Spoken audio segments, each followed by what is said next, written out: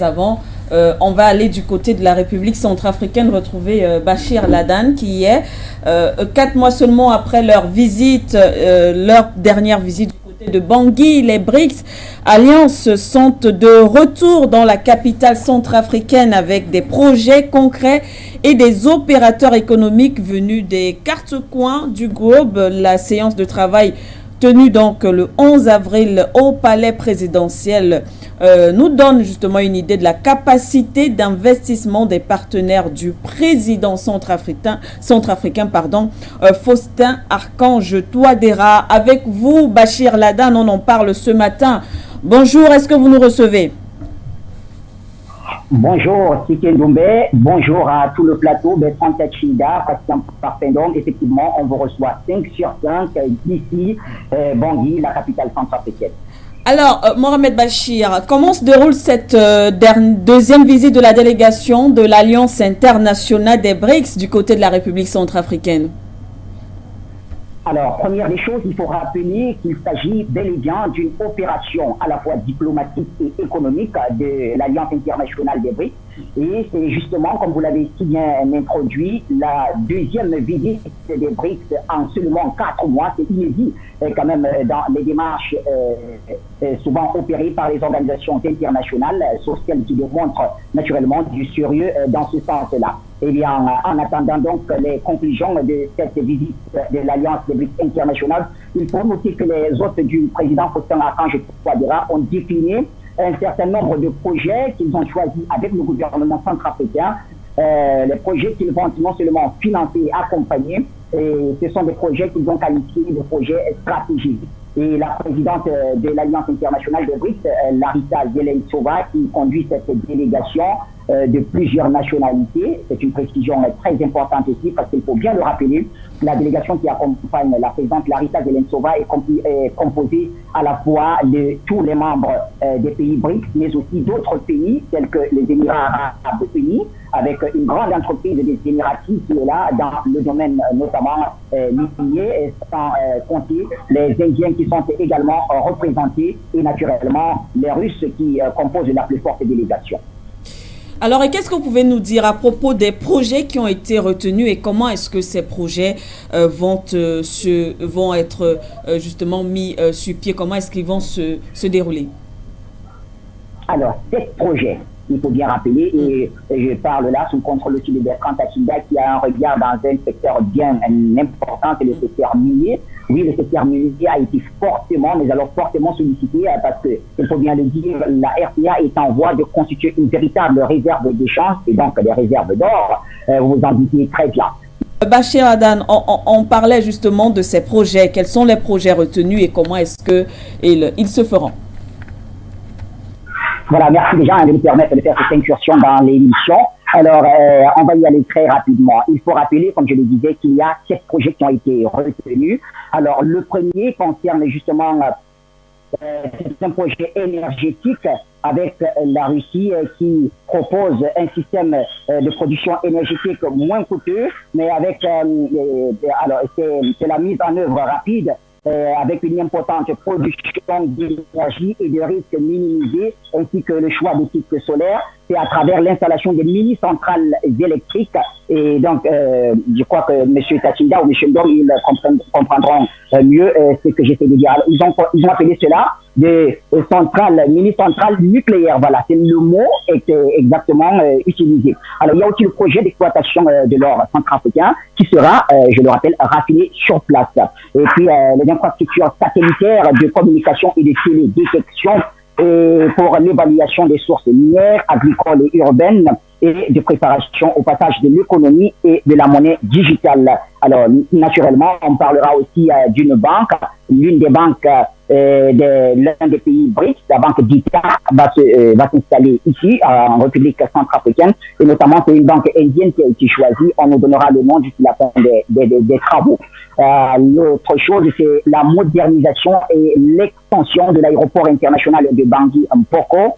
Le 6e projet concerne le chemin de fer qui ralliera Bangui à Douala au Cameroun pour faciliter justement les imports et les exportations de ce côté-là. Et le dernier projet, c'est celui de la création d'une ville nouvelle Alors, tout ceci va se faire avec la collaboration d'un certain nombre de partenaires qui sont déjà sur place. Tout à l'heure, je vous parlais notamment des Russes. Une bonne dizaine d'entreprises russes est déjà présente sur le territoire centrafricain, avec à leur tête l'UNECO de Sergei Sozarev, le patron de cette entreprise spécialisée dans les économies vertes et les énergies renouvelables. Il y a également l'Indien Sanjay Kapoor, qui est le vice-président de l'Alliance internationale des BRICS, mais il est le président directeur général de Galactic Private Limited, qui est spécialisé dans le domaine satellitaire et la construction des infrastructures. Et enfin, celui qui nous vient des Émirats Arabes Unis, c'est Ibrahim Elzabeth, qui est lui spécialisé dans le secteur minier. Voilà à peu près les personnes et entreprises qui sont déjà présentes sur le territoire centrafricain. Les travaux se poursuivent aujourd'hui dans des huis clos entre les différents départements ministériels concernés par la plupart des projets retenus et les hôtes du président Faustin Archange Touadéra. Voilà donc ce qu'on pouvait vous dire ce matin en attendant les conclusions de ces travaux. On espère. On a justement des réactions en ce qui concerne Bachir, ces informations. Des téléspectateurs parlent également de la partie télécommunication et sécuritaire. On espère que peut-être au sorti de cette réunion, on aura aussi des détails là-dessus. Ce sont les attentes des populations. En tout cas, merci beaucoup. Oui, Bachir. Oui. Oui, tout à fait. Alors, c'est un détail qui rentrait dans le projet satellitaire, puisqu'il s'agit de mettre en place un satellite, 4 satellites, j'allais dire, qui permettront justement d'alimenter le pays, de fournir une bonne télécommunication de ce côté-là, mais aussi le satellite aidera dans les renseignements. Il y a des détails que nous ne pouvons pas donner ici parce que nous n'avons pas autorisation. C'est des questions stratégiques, mais sachez que les télécommunications sont également concernées dans tout cela. La réponse a été donnée. Merci. C'est un message de Ngone Betty qui nous suit. Merci à vous, Bachir. Et on vous retrouvera certainement dans d'autres éditions pour peut-être plus de détails en ce qui concerne cette présence justement de la délégation BRICS du côté de la République centrafricaine. Très bonne journée à vous. Bonne journée. Parfait. Donc finalement, les deux pays s'accusent mutuellement. L'un demande à l'autre parce que les États-Unis estiment que c'est la Chine qui ralentit en tout cas ce processus et demande à la Chine d'alléger la dette des États africains. De l'autre côté, la Chine aussi, elle accuse les États-Unis. Le capitalisme néolibéral. Et on voit ses conséquences. Ces conséquences, c'est un paradigme qui lui est propre, c'est de donner la possibilité aux petits, aux happy few, de s'enrichir immensément au détriment du grand nombre. Comment pensez-vous qu'ils vont maintenir cet équilibre s'ils se lancent dans des politiques d'altruisme et de générosité hors pair? Leurs tycoons vont leur expliquer que monsieur, vous n'êtes pas en train de faire la politique qui nous permet, nous, de nous enrichir. Donc, ça va de soi. Maintenant, on a parlé de Tchad tout à l'heure. Vous voyez des types de coopération. Et je reviens là-dessus parce que les informations qui viennent de nous bâcher me donnent un peu froid au dos de voir la manière dont les Occidentaux maltraitent et traitent les Africains que nous sommes. Voilà, c'est ça qu'on appelle la coopération. Moi, j'étais en Centrafrique, j'ai la chance de rencontrer des autorités centrafricaines, dont le président, et c'était un ministre des domaines stratégiques, qui nous ont expliqué que la Centrafrique, c'est un territoire qui est, bon, en fait, on le savait déjà, plus grand que la France et la Belgique réunies, mais ils n'ont que 5 millions d'habitants.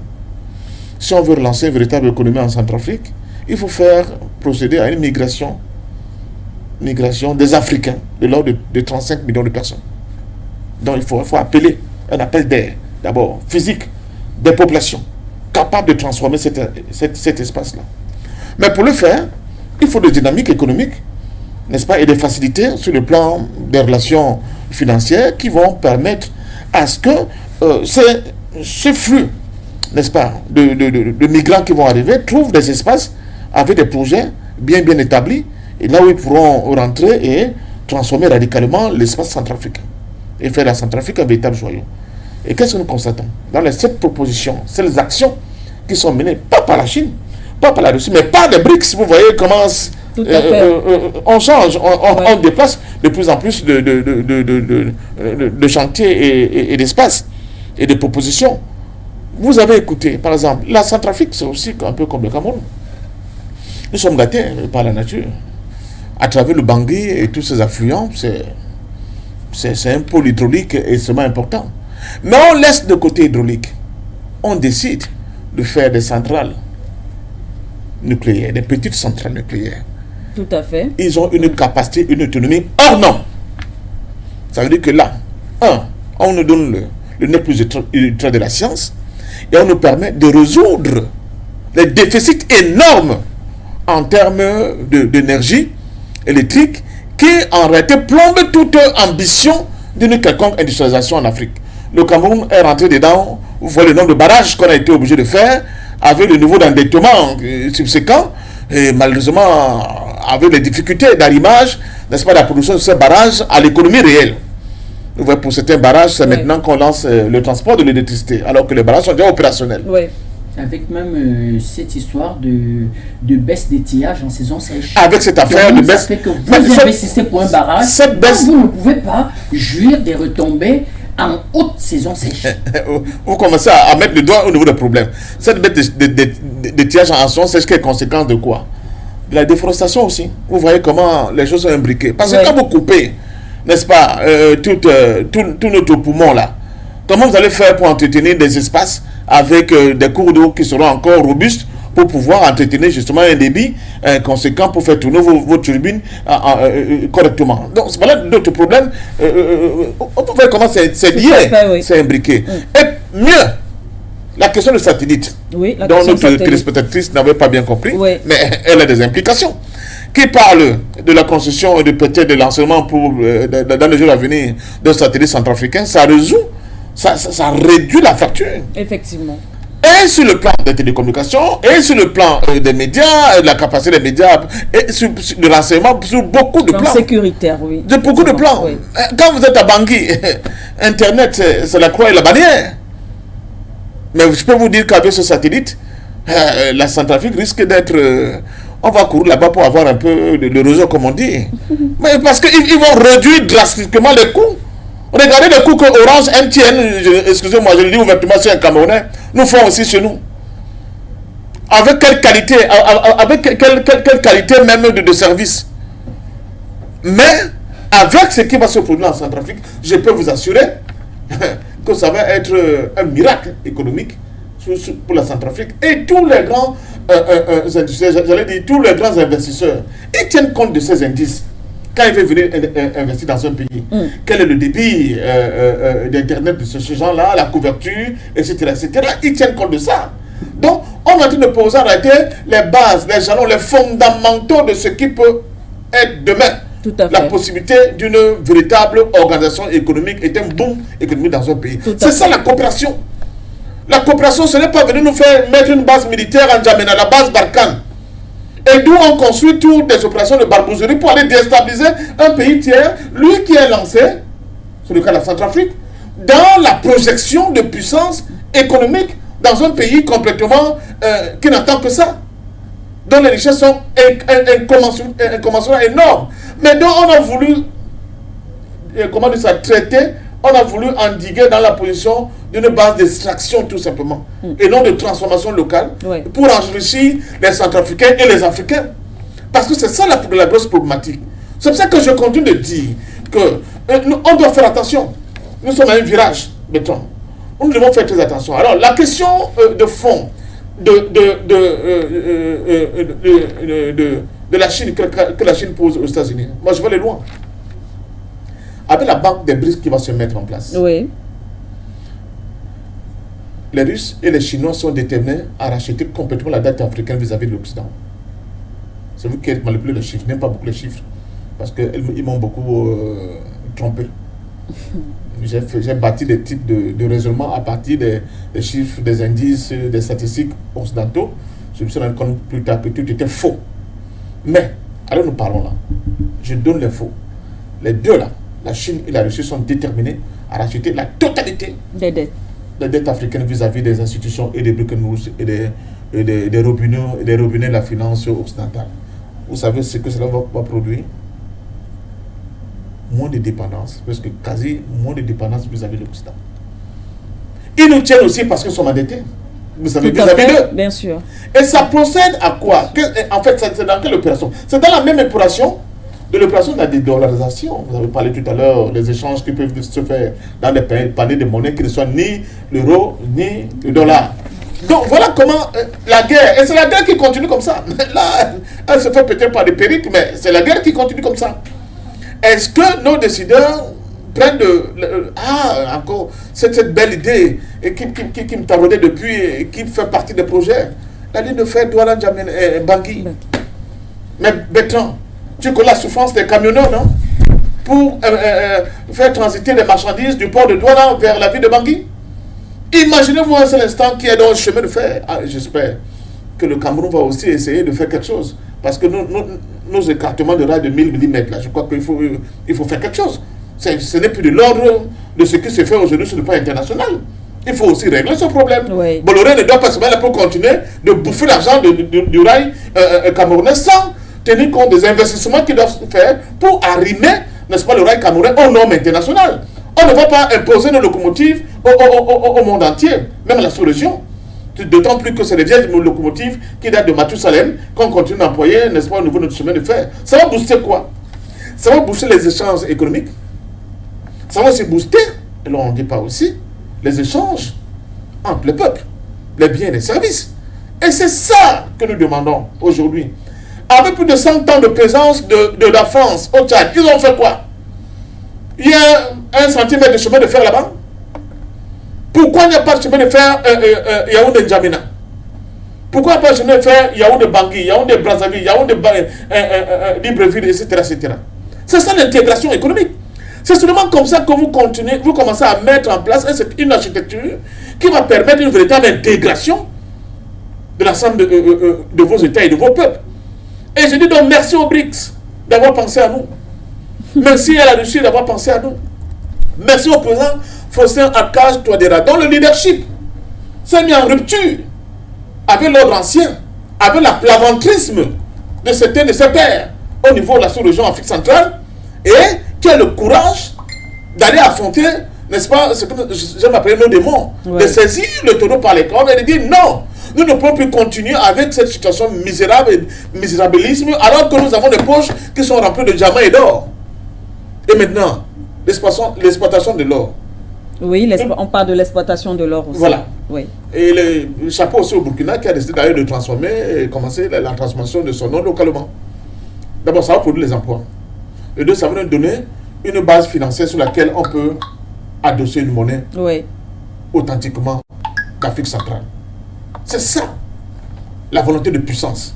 C'est ça la stratégie de mise en œuvre de la volonté de puissance. Et donc, nous pouvons dire chapeau au président Faustin Archange Touadéra. Alors, les gens qui ont écumé vos plateaux pour raconter que la démocratie a fait qu'ils veulent manipuler la constitution pour se représenter, est-ce que quelqu'un qui a un projet comme celui-là, vous le laissez de côté pour penser à Bozizé? Mais ce sont des gens sérieux.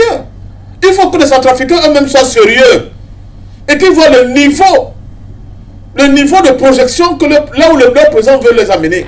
Ah, j'ai oublié de dire aussi merci au ministre Awadon Melo, le président des BRICS pour l'Afrique centrale. Bonjour camarade et merci pour l'énorme travail que tu as bas.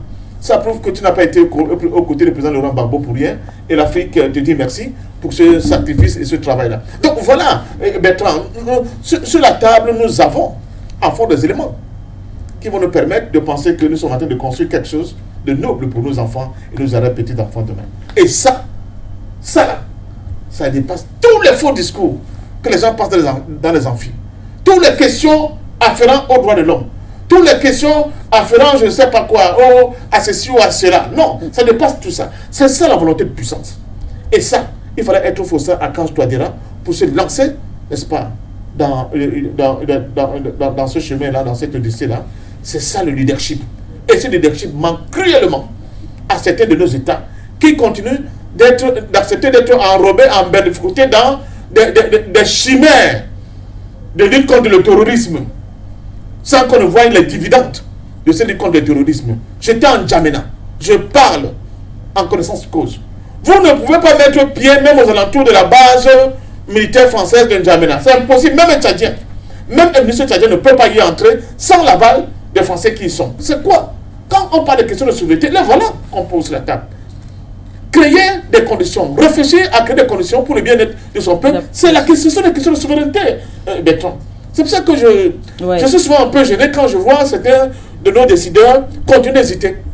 Le moment n'est plus à l'hésitation. Parce que quand nous avons un pays comme la Malaisie, qui est venu chercher ce qui a fait sa force économique, c'est-à-dire que les éléments scientifiques, l'huile de palme, le palmier, il est venu chercher les sites ici chez nous au Cameroun, avec l'Irad, qu'on veut malheureusement tuer. Et je peux vous dire que l'Irad a produit beaucoup. Alors vous savez ce que la Malaisie a décidé prochainement, dorénavant avec la Chine, les échanges économiques ne se feront plus en dollars. Oui, tout à fait. Ils ont décidé que les échanges économiques se feront dorénavant en yuan. En yuan, oui. Plusieurs pays. C'est la volonté de puissance, c'est le courage politique. Merci à vous, Passion Parfait.